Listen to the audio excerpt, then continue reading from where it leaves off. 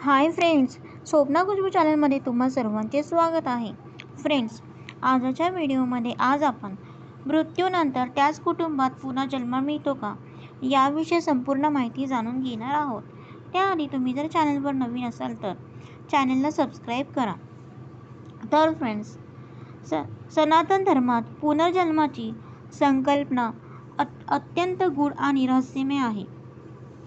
श्रीमद भगवद्गीतेमध्ये भगवान श्रीकृष्ण स्वतः अर्जुनाला सांगतात, जो जन्म घेतो त्याचा मृत्यू निश्चित आहे आणि जो मरतो त्याचा पुनर्जन्मही निश्चित आहे. परंतु एक जटिल प्रश्न असा उभा राहतो की एकाच कुटुंबात आत्म्याचा पुनर्जन्म संभव आहे का? काय आत्मा आपल्याच कुळात वारंवार जन्म घेऊन आपली अपूर्ण कर्मे पूर्ण करतो का? कोणताही आत्मा आपल्या पाप किंवा पुण्यामुळे आपल्याच वंशामध्ये परत येऊ शकतो का? तर फ्रेंड्स, या व्हिडिओच्या माध्यमातून आम्ही तुम्हाला हे गूढ रहस्य विस्ताराने सांगू, जे महाभारत काळाशी जोडलेले आहे. असे म्हणतात की ही कथा ऐकल्यानेच व्यक्तीच्या कोटी पापांचा नाश होतो. ही कथा महाभारत काळाशी जोडलेली आहे आणि भगवान श्रीकृष्ण स्वतः हे रहस्य उलगडतात. महाभारताचे युद्ध संपले होते. धर्मराज युधिष्ठिराने हस्तिनापूरचा राज्यकारभार स्वीकारला होता. पांडवांनी आपल्या संपूर्ण शक्तीने राज्याला धर्माच्या मार्गावर चालवण्याचा प्रयत्न केला, पण त्यांच्या मनात अजूनही अनेक आध्यात्मिक प्रश्न होते. युद्धादरम्यान त्यांनी आपल्या कुटुंबातील अनेक सदस्यांना गमावले होते. भीष्म पितामह, अभिमन्यू, द्रोणाचार्य, कर्ण आणि खुद्द श्रीकृष्णाच्या इच्छेने कौरव वंशाचा संहार झाला होता. हे सर्व पाहून युधिष्ठिराच्या मनात एक खोल जिज्ञासा निर्माण झाली. एक दिवस ते आपले भाऊ भीम, अर्जुन, नकुल आणि सहदेव यांच्यासोबत महर्षी वेदव्यासांच्या आश्रमात पोहोचले. तिथे त्यांनी श्रद्धापूर्वक महर्षींच्या चरणी प्रणाम केला आणि आपली शंका बोलून दाखवली.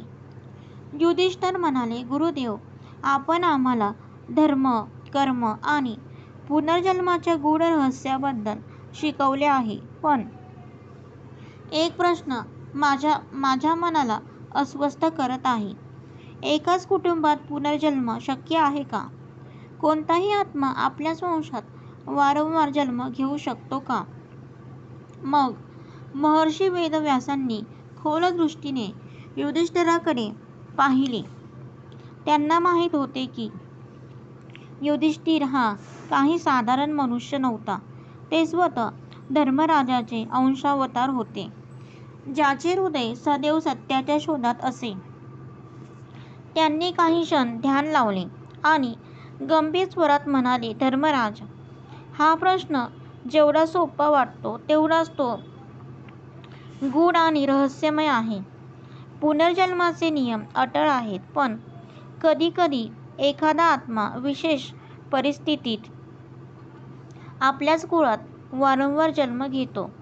हे तेव्हा घडते जेव्हा त्याचे अपूर्ण कर्म त्याच्या कुटुंबाशी जोडलेले असतात किंवा जेव्हा त्याने आपल्या पूर्वजन्मात कोणताही विशेष संकल्प किंवा शाप प्राप्त केलेला असतो. युधिष्ठिर आणि त्यांचे भाऊ लक्षपूर्वक ऐकत होते.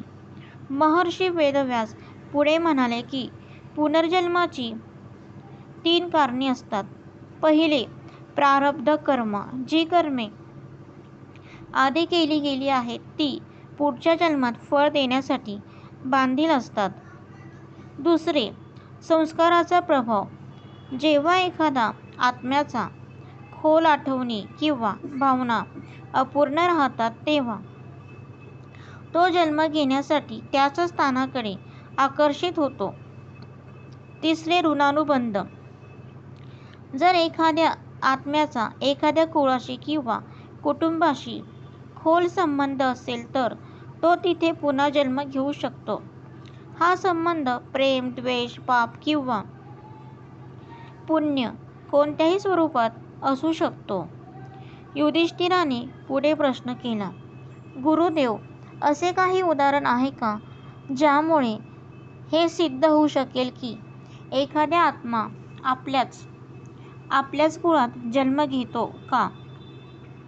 महर्षी वेदव्यास हसले आणि म्हणाले, हो, मी तुला अशी एक घटना सांगणार आहे जी खुद्द भगवान श्रीकृष्णाच्या काळात घडली होती. ही कथा द्वारकेतील एक ब्राह्मणाने अर्जुनाच्या प्रतिज्ञेशी जोडलेली आहे. याच कथेत पुनर्जन्माचे एक रहस्यमय उदाहरण मिळते. हे ऐकून पांडवांची उत्सुकता आणखी वाढली. महर्षी वेदव्यासांनी एक प्राचीन कथा सांगण्यास सुरुवात केली आणि म्हणाले, महाभारत युद्धानंतर काही काळांनी जेव्हा श्रीकृष्ण द्वारकेत राज्य करत होते तेव्हा एक दिवस एक ब्राह्मण त्यांच्या दरबारात आला. तो अत्यंत दुःखी होता. त्याने प्रभू श्रीकृष्णाचे पाय धरून आक्रोश केला. युधिष्ठिर आणि पांडव एकाग्र होऊन ऐकत होते. महर्षी पुढे म्हणाले, ब्राह्मणाची समस्या विचित्र होती. तो म्हणाला की त्याची जितकी मुले जन्माला येतात ती सर्व जन्मताच मृत्यू पावतात. ही घटना वारंवार घडत होती. ब्राह्मणाला वाटले की हे त्याच्या एखाद्या पापाचे फळ आहे. पण जेव्हा त्याने सर्व प्रकारचे विधी केले तरीही समाधान मिळाले नाही. तेव्हा शेवटी तो श्रीकृष्णाकडे पोहोचला. हे ऐकून युधिष्ठिराच्या मनात कुतूहल निर्माण झाले. गुरुदेव, श्रीकृष्णाने ब्राह्मणाच्या समस्येचे समाधान केले का? महर्षी वेदव्यासांनी उत्तर दिले, हो, पण या घटनेत एक गूढ रहस्य होते. ब्राह्मणाचे हे दुःख केवळ एक साधारण घटना नव्हती, तर ती पुनर्जन्म आणि कर्माच्या बंधनाशी जोडलेली होती.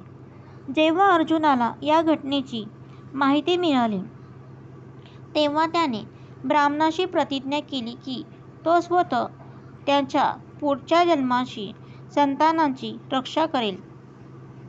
पण जेव्हा ब्राह्मणाचा पुत्र पुन्हा गायब झाला तेव्हा अर्जुनाने स्वतः यमलोकाची यात्रा केली.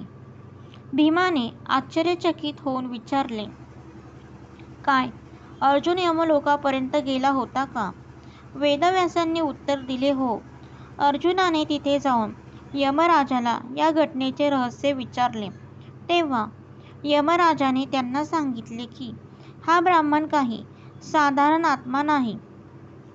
हा आत्मा आधीही याच कुळात जन्माला आला होता आणि आपल्या कर्मामुळे त्याला वारंवार आपल्याच कुटुंबात जन्म घ्यावा लागत आहे. युधिष्ठिर आणि पांडव आता पूर्णपणे या कथेत मग्न झाले होते. महर्षी वेदव्यासांनी शेवटी सांगितले की धर्मराज, ही कथा तुम्हाला हे समजावण्यासाठी आहे की आत्म्याची कर्मे त्याच्या पुनर्जन्माचे निर्धारण करतात. जर आत्म्याचा एखाद्या कुटुंबाशी विशेष संबंध असेल तर तो त्याच कुळात पुन्हा जन्म घेऊ शकतो. कधी पुण्यामुळे, कधी पापामुळे, तर कधी एखादे अपूर्ण कार्य पूर्ण करण्यासाठी. युधिष्ठिराने दीर्घ श्वास घेतला आणि म्हणाले, आता मला समजले की कर्म, परिवार आणि पुनर्जन्माचे रहस्य किती खोल आहे. पण मला आता ही कथा विस्ताराने ऐकण्याची उत्सुकता आहे. महर्षी वेदव्यास हसले आणि म्हणाले, तर ऐक. द्वारकेच्या त्या ब्राह्मणाची व्यथा आणि अर्जुनाच्या प्रतिज्ञेची पूर्ण कथा. कालचक्र निरंतर फिरत असते. जन्म आणि मृत्यूचा खेळ अविरत चालू राहतो. परंतु जेव्हा एखादा आत्मा विशेष कारणामुळे वारंवार जन्म घेतो तेव्हा ते एक रहस्य बनते. ही घटना त्यावेळची आहे जेव्हा भगवान श्रीकृष्ण द्वारकेत आपल्या राजमहालात निवास करत होते. द्वारकाधी समुद्राच्या मधोमध वसलेली एक दिव्य नगरी होती, जिथे धर्म आणि सत्याच्या पालनाचा आदर्श स्थापित केला गेला होता. श्रीकृष्ण तिथे आपल्या भक्तांना आशीर्वाद देत होते, न्याय करत होते आणि जगाच्या कल्याणासाठी आपल्या लीला रचत होते. एक दिवस द्वारकेच्या राजमहालाच्या दारावर एक ब्राह्मण आला. त्याचे शरीर अत्यंत कुश होते, चेहऱ्यावर खोल वेदनेच्या खुणा होत्या आणि डोळ्यातून अश्रुधारा वाहत होत्या. तो रडत रडत प्रभू श्रीकृष्णाजवळ पोहोचला आणि त्यांच्या चरणी पडून अत्यंत करुण स्वरात म्हणाला, हे द्वारकाधीश, हे योगेश्वर, माझ्यावर कृपा करा. माझी व्यथा ऐका. मी एक धर्मपरायण ब्राह्मण आहे. मी आयुष्यभर सत्य आणि अहिंसेचे पालन केले आहे. कधीही कोणाचे वाईट केले नाही. तरीही मी अशा दुर्दैवाने ग्रस्त आहे, ज्यावर कोणताही उपाय दिसत नाही. श्रीकृष्णाने प्रेमपूर्वक ब्राह्मणाला उठवले आणि म्हणाले, वत्सा, शांत हो. सांग, तुझ्या मनातील व्यथा काय आहे? ब्राह्मणाने आपले अश्रू पुसले आणि कापत असलेल्या स्वरात म्हणाला, हे माधव, माझे जितके पुत्र जन्माला आले ते सर्व जन्मताच मृत्यू पावले. हे माझ्यासोबत 5व्यांदा घडले आहे. मी असा पिता आहे ज्याने आपल्या पुत्राला जन्मताच आपल्या मांडीवर निर्जीव पाहिले आहे. हे माझ्या पूर्वजन्माच्या पापांचे फळ आहे का? माझा आत्मा एखाद्या पापाने बांधला गेला आहे का? माझे पुत्र या जगात येताच का निघून जातात? मित्र फ्रेंड्स, ब्राह्मणाची ही वेदना ऐकून संपूर्ण द्वारकेत खळबळ माजली. तिथे उपस्थित सर्व नागरिक ब्राह्मणाचे दुःख पाहून व्यथित झाले. लोक आपापसात चर्चा करू लागले, हा ब्राह्मण एखाद्या शापित कुळातील आहे का? ही भगवंताची कोणती विशेष लीला आहे की याला एखाद्या ऋषीने किंवा देवतेने शाप दिला आहे का? तिथे उपस्थित सर्व लोक विचार करत होते की जेव्हा साक्षात भगवान श्रीकृष्ण या पृथ्वीवर विराजमान आहेत, तेव्हा एखाद्या भक्ताला इतके कष्ट का मिळत आहेत? या ब्राह्मणाच्या नशिबातच असे दुःख लिहिले आहे का? ब्राह्मण अत्यंत दुःखी आणि व्याकुळ होता. त्याचे हृदय इतके वेदनेने भरले होते की तो रागाच्या भरात, हे माधव, तुम्ही श्रेष्ठ आहात, नारायणाचे अवतार आहात, त्रिकालदर्शी आहात, जगाचे पालन करते आहात, तरीही तुम्ही माझे हे दुःख पाहिले आणि गप्प राहिलात. हे माधव, जर तुम्ही माझ्या पुत्राला परत आणू शकत नसाल तर मी संपूर्ण द्वारकेला शाप देईन की इथे कोणत्याही कुळात पुत्र जन्म घेणार नाही. ब्राह्मणाचे हे क्रोधपूर्ण वचन ऐकून तिथे उपस्थित सर्व लोक भयभीत झाले. त्याचवेळी पांडवांमध्ये श्रेष्ठ अर्जुन तिथे उपस्थित होता. त्याने ब्राह्मणाची वेदना ऐकली आणि स्वतः पुढे येऊन प्रतिज्ञा केली, हे ब्राह्मणा, तू दुःखी होऊ नकोस.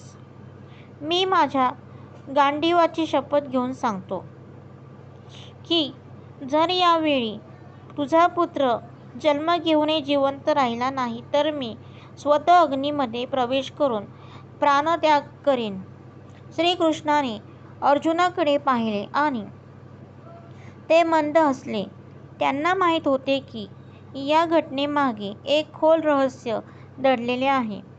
जेव्हा अर्जुनाने ही प्रतिज्ञा घेतली तेव्हा श्रीकृष्णाने एक रहस्यमय स्मित केले. त्यांच्या डोळ्यात एक दिव्य चमक होती. जणू त्यांना माहीत होते की पुढे काय होणार आहे. अर्जुनाने ब्राह्मणाला सांगितले, हे ब्राह्मण, यावेळी जेव्हा तुझे संतान जन्माला येईल तेव्हा मला बोलावून घे. मी स्वतः माझ्या दिव्य शक्तींनी त्याचे रक्षण करेन. कोणीही त्याला मारू शकणार नाही. ब्राह्मणाला आता अर्जुनावर विश्वास होता. त्याने श्रीकृष्णाच्या चरणी प्रणाम केला आणि आपल्या घरी परतला. परंतु गेल्या 5 वेळा जे घडले होते तेच या वेळीही घडेल का? अर्जुन आपले वचन पाळू शकेल का? की या घटनेमागे कोणती दिव्य लीला चालू होती? अर्जुन आपली प्रतिज्ञा पूर्ण करू शकेल का? याकडे आता सर्वांचे लक्ष लागून होते. जेव्हा ब्राह्मणाच्या संतानाचा जन्म होईल तेव्हा काय होईल यासाठी द्वारकेचे नागरिकही उत्सुक होते. कारण ही केवळ एका पित्याची वेदना नव्हती, तर पुनर्जन्म आणि कर्माच्या रहस्याशी जोडलेली एक महत्त्वपूर्ण घटना होती. पण जेव्हा ब्राह्मणाचा पुत्र पुन्हा जन्म घेऊन गायब झाला तेव्हा अर्जुनाने आपली प्रतिज्ञा पूर्ण करण्यासाठी त्याला शोधण्याचा निश्चय केला. अर्जुनाने आपली दिव्य दृष्टी आणि गांडीव धनुष्याच्या शक्तीने ब्राह्मणाच्या नवजात पुत्राच्या रक्षणासाठी सर्व संभव उपाय केले. त्याने आपल्या धनुष्याच्या रक्षाचक्राने ब्राह्मणाचे घर सुरक्षित केले. परंतु जेव्हा संतानाचा जन्म झाला तेव्हा तो रहस्यमयरित्या पुन्हा बेपत्ता झाला. ब्राह्मण विलाप करू लागला आणि रागात अर्जुनाला टोमणे मारू लागला. हे अर्जुना, तू तर म्हणाला होतास की तू माझ्या पुत्राचे रक्षण करशील, पण तो तरीही लुप्त झाला. तुझी प्रतिज्ञा व्यर्थ होती का? अर्जुनाला आपल्या शक्तीवर अत्यंत विश्वास होता.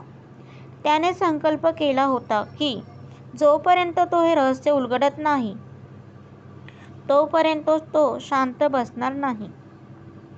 मग अर्जुनाने सर्वात आधी इंद्रलोकाची यात्रा केली.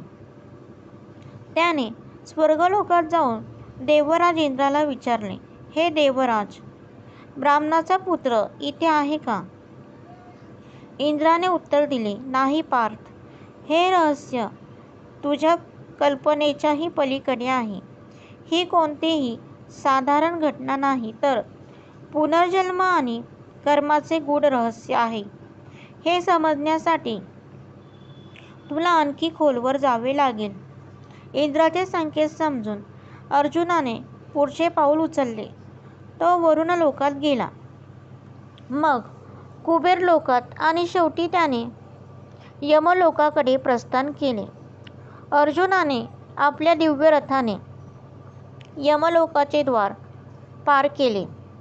तिथे त्याने यमराजाला पाहिले, जे धर्म आणि कर्माचे संरक्षक होते. यमराजाची उपस्थिती अत्यंत प्रभावशाली होती. त्यांचा स्वर गंभीर आणि गूढ होता. यमराजाने अर्जुनाला पाहून म्हटले, का आला आहेस गांडीवधारी अर्जुना? तू तर अजून मृत्यूसाठी पात्र नाहीस. मग तू यमलोकापर्यंत कसा पोहोचलास?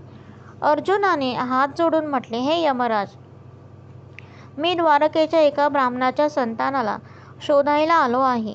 मी त्याला वाचवण्याची प्रतिज्ञा केली होती, पण तो जन्मताच लुप्त झाला. मला जाणून घ्यायचे आहे की त्याचे काय झाले. यमराज गंभीर झाले आणि एक क्षण मौन राहिले. मग ते म्हणाले, पार्थ, हे काही साधारण संतान नाही. याचे रहस्य तुझ्या आणि श्रीकृष्णाच्या काळापेक्षाही खूप जुने आहे. हा आत्मा एका शापामुळे आपल्याच कुटुंबात वारंवार जन्म घेत आहे. हे ऐकून अर्जुन थक्क झाला. त्याने विचारले, हे धर्मराज, कृपया स्पष्ट करा, हा आत्मा कोण होता आणि याला शाप का मिळाला? यमराजाने आपल्या दिव्य दृष्टीने त्या आत्म्याचे पूर्वजन्म पाहिले आणि म्हणाले, हा आत्मा पूर्वी एक महान योद्धा होता, जो द्वापरयुगापूर्वी त्रेतायुगातही जन्माला आला होता. तो राजा नलाचा पुत्र म्हणून जन्माला आला होता. परंतु आपल्या अहंकार आणि अन्यायामुळे त्याला एका ब्राह्मणाच्या शापाने वारंवार मृत्यूचा दंड मिळाला. अर्जुन आश्चर्यचकित झाला. म्हणजे हा आत्मा आपल्याच कर्मामुळे प्रत्येक जन्मात याच कुटुंबात जन्म घेतो? यमराजाने उत्तर दिले, हो. कारण या आत्म्याने एका वेळी एका निर्दोष ब्राह्मणाच्या पुत्राला मारले होते. त्याच ब्राह्मणाने याला शाप दिला होता की हा सुद्धा प्रत्येक जन्मात आपल्याच कुळात जन्म घेईल आणि जन्मताच मृत्यू पावेल.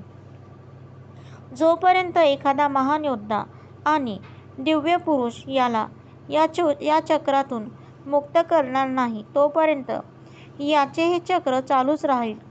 अर्जुनाला आता या रहस्याचा उलगडा झाला होता.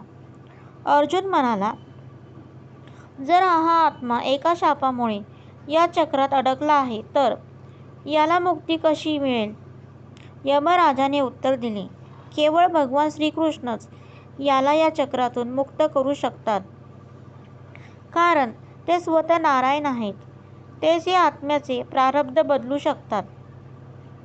जर त्याने इच्छा केली तर याला मोक्ष मिळू शकतो. अर्जुनाने त्वरित श्रीकृष्णाचे ध्यान केले आणि त्यांना यमलोकात बोलावले. श्रीकृष्ण दिव्य रूपात प्रगट झाले. श्रीकृष्ण हसले आणि म्हणाले, हे पार्थ, हा आत्मा आपल्याच कर्मात गुरफटलेला होता. परंतु आता त्याची वेळ आली आहे की त्याला मोक्ष मिळावा. मग श्रीकृष्णाने आपल्या दिव्य सुदर्शन चक्राने त्या आत्म्याची बंधने कापून टाकली. यमराज म्हणाले, आता हा आत्मा पुन्हा जन्म घेणार नाही. याचे चक्र संपले आहे.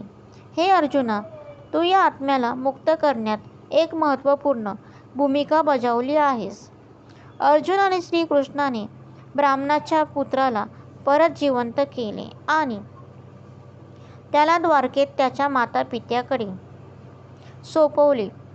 जेव्हा ब्राह्मणाने आपल्या पुत्राला जिवंत पाहिले, तेव्हा तो आश्चर्य आणि आनंदाने भरून गेला. त्याने श्रीकृष्ण आणि अर्जुनाचे आभार मानले. अर्जुनाला समजले की कर्म, पुनर्जन्म आणि शापाचे रहस्य किती खोल आहे. हा केवळ एका जीवनाचा खेळ नव्हता, तर आत्म्याचा प्रवास होता. तोपर्यंत तो चालू राहतो, जोपर्यंत तो आपल्या कर्मातून मुक्त होत नाही. मग श्रीकृष्णाने अर्जुनाला सांगितले, हे पार्थ, ही घटना तुला हे शिकवण्यासाठी घडली की आत्मा आपल्या कर्मानुसार जन्म घेतो, परंतु जेव्हा कोणी सत्य आणि धर्माच्या मार्गावर चालतो, तेव्हा त्याला मोक्षाची प्राप्ती होते.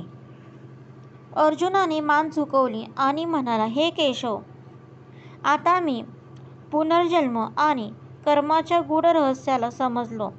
सत्य आणि धर्मच आत्म्याच्या मुक्तीचा मार्ग आहे. युधिष्ठिर आणि पांडवांनी जेव्हा ही कथा ऐकली, तेव्हा ते आश्चर्यचकित झाले. महर्षी वेदव्यासांनी सांगितले, धर्मराज, ही घटना सिद्ध करते की पुनर्जन्म सत्य आहे. जर कोणाचे कर्म त्याच्या कुटुंबाशी किंवा कुळाशी जोडले असतील, तर आत्मा वारंवार तोच जन्म घेऊ शकतो, जोपर्यंत तो मुक्त होत नाही. हेच कारण आहे की काही लोकांना आपल्या मागच्या जन्माच्या आठवणी असतात. युधिष्ठिराने मान झुकवत म्हटले, हे गुरुदेव, आता माझ्या शंकेचे समाधान झाले. पुनर्जन्माचे रहस्य अद्भुत आणि गूढ आहे, पण धर्मच याचे एकमेव समाधान आहे. या कथेवरून हे सिद्ध होते की जर आत्म्याचे कर्म एखाद्या कुटुंबाशी किंवा कुळाशी विशेष रूपाने बांधलेले असतील, तर पुनर्जन्म त्याच कुटुंबात शक्य होऊ शकतो. हे रहस्य केवळ ईश्वरच जाणतात की कोण, केव्हा आणि कुठे जन्म घेईल. परंतु शास्त्रामध्ये असे अनेक पुरावे मिळतात जे पुनर्जन्माच्या या धारणेला बळ देतात. तर फ्रेंड, अशा प्रकारे आपला व्हिडिओ इथे समाप्त होत आहे. तर फ्रेंड्स, तुम्हाला जर माझा व्हिडिओ आवडला असेल तर लाईक करा, शेअर करा, सबस्क्राईब करा. पुन्हा भेटू एका नवीन व्हिडिओसह. तोपर्यंत बाय.